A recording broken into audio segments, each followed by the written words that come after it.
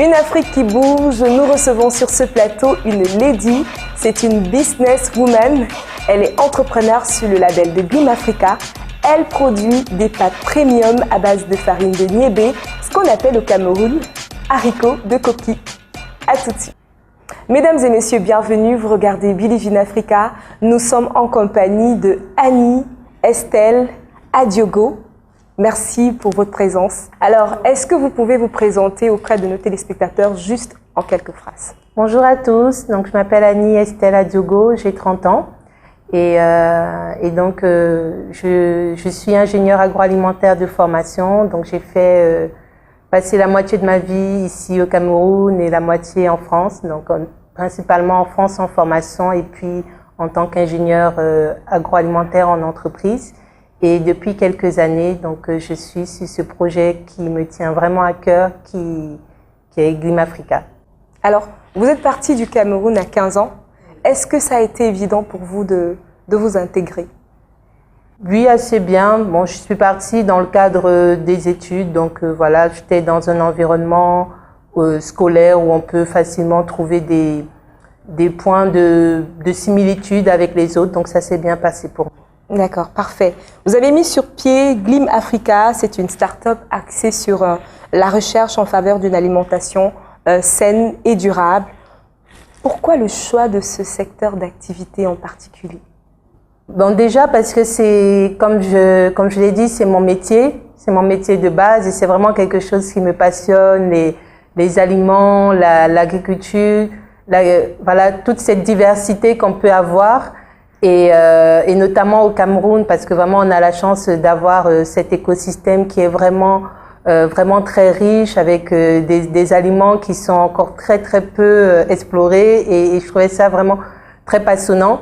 Je trouvais que ça a donné libre cours à vraiment beaucoup d'imagination et du coup j'ai eu envie de m'intéresser spécifiquement à des aliments qui sont porteurs pour l'avenir.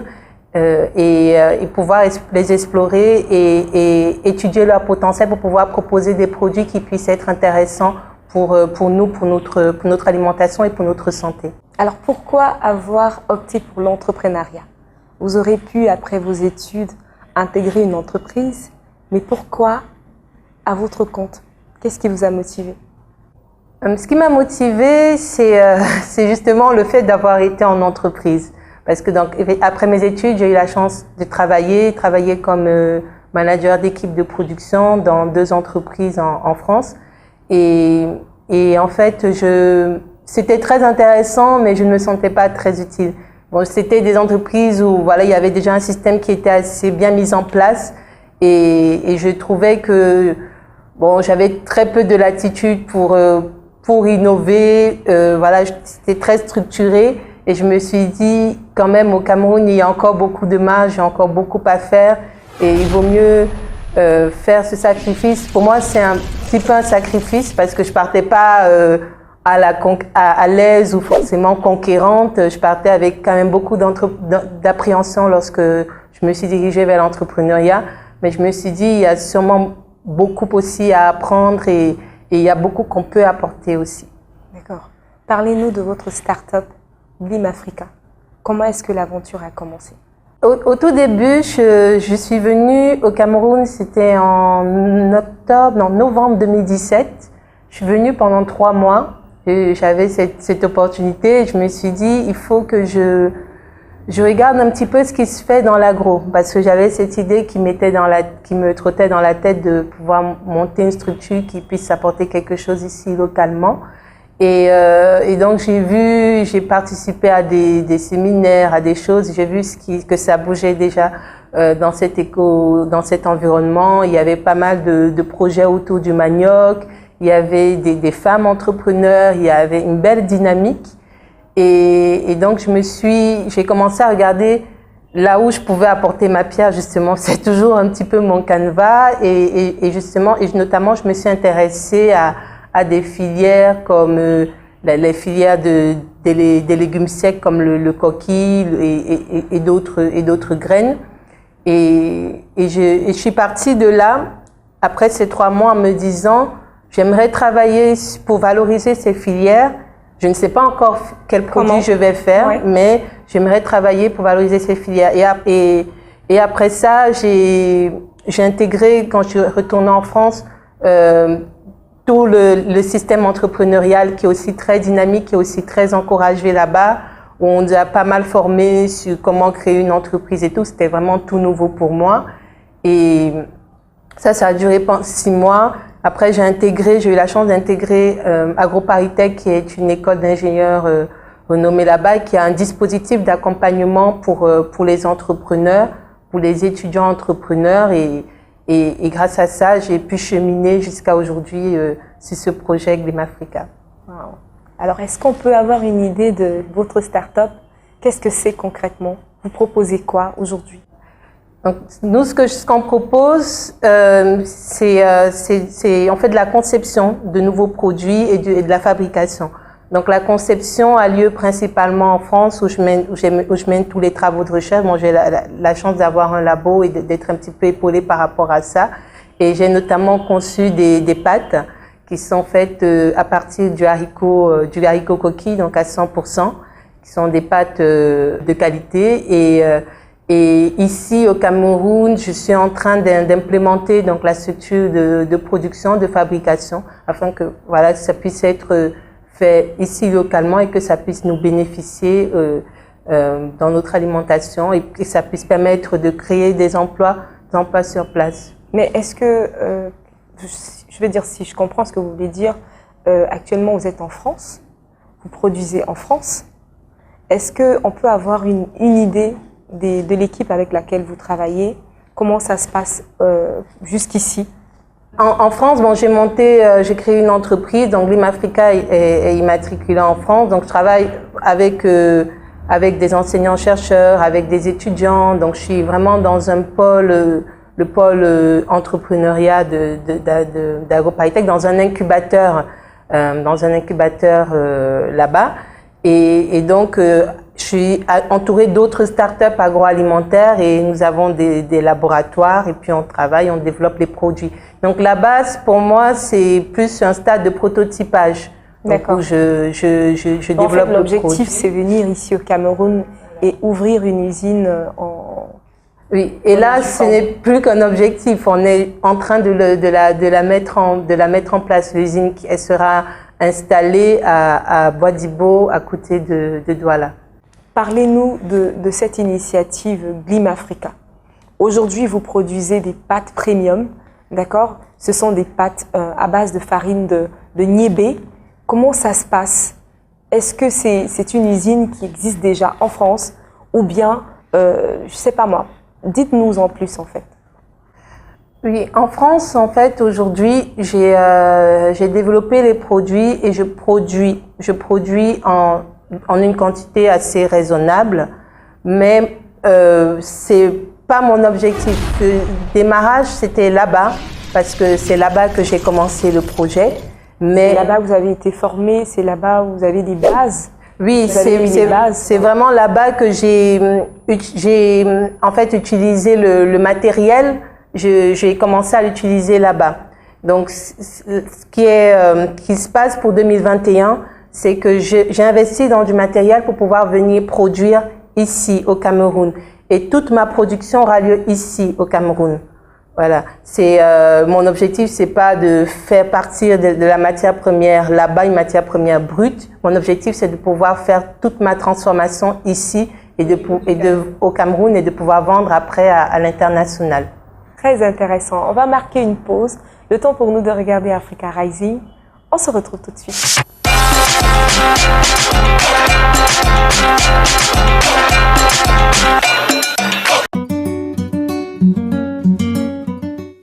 Umi Deriananga est la première ministre du nouveau gouvernement tanzanien. 28 ans, mise en place le 5 décembre dernier par le président John Magufuli, elle a été nommée vice-ministre en charge des personnes avec handicap. C'est une femme qui se bat au quotidien pour les droits de ces personnes à mobilité réduite, les droits d'accès à l'éducation inclusive, à l'emploi et à lutter contre les attitudes stigmatisantes.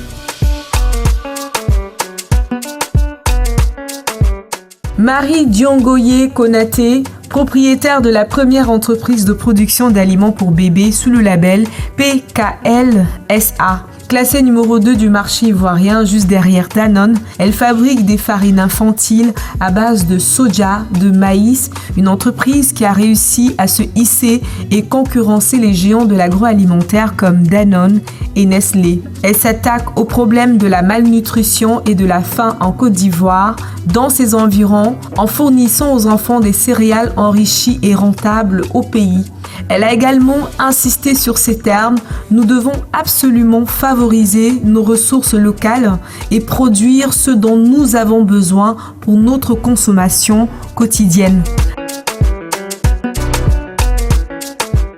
Agnès Antoinette Touba est la doctorante en sciences biologiques parmi les 20 lauréats du prix international L'Oréal UNESCO dans la catégorie Jeunes Talents. La scientifique camerounaise a retenu l'attention des organisateurs par ses recherches sur un pesticide 100% bio pour combattre les moustiques responsables du paludisme.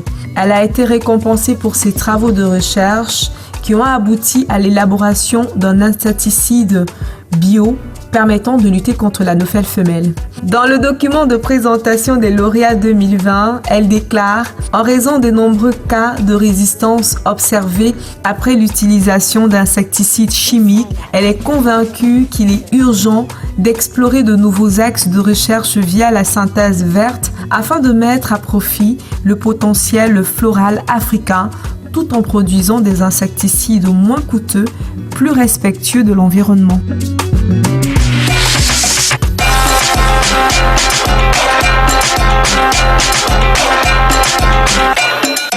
De retour sur ce plateau, nous sommes toujours en compagnie de la jeune entrepreneure Annie Estelle Adiogo. Nous avons regardé toutes ces belles images avec ces femmes qui se démarquent au quotidien au-delà de l'Afrique. Je prends le cas par exemple de la Marienne qui aujourd'hui ouvre la première usine de production d'aliments pour bébés. On a aussi une jeune femme ministre du côté de la Tanzanie. C'est intéressant. Que pensez-vous de toute cette jeunesse, ces femmes qui prennent les commandes en 2020? Je trouve que c'est super, c'est un bel élan.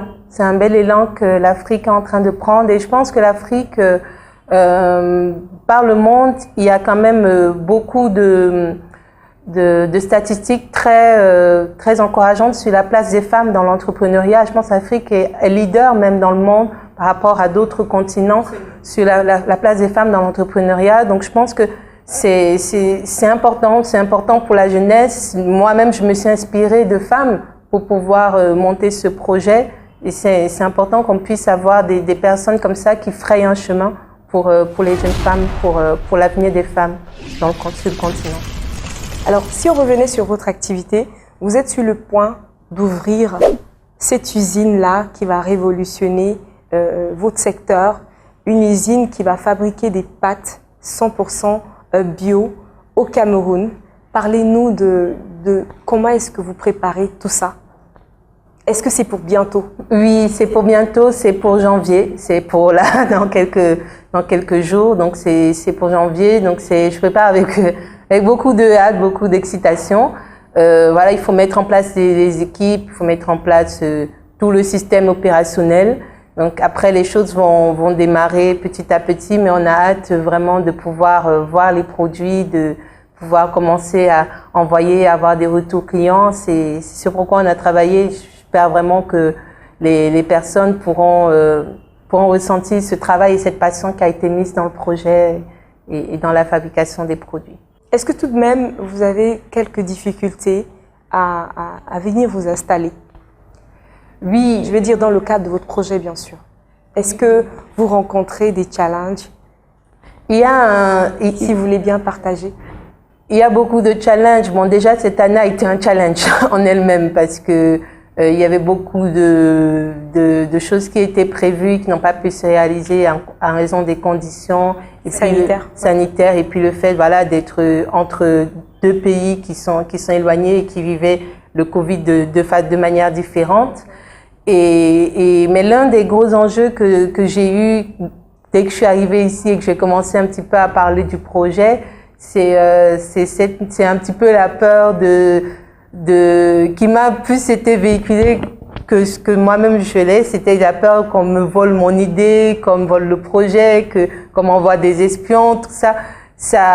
Il y a eu pas mal j'ai eu pas mal d'alertes de la part de personnes, donc j'ai pris ça très au sérieux.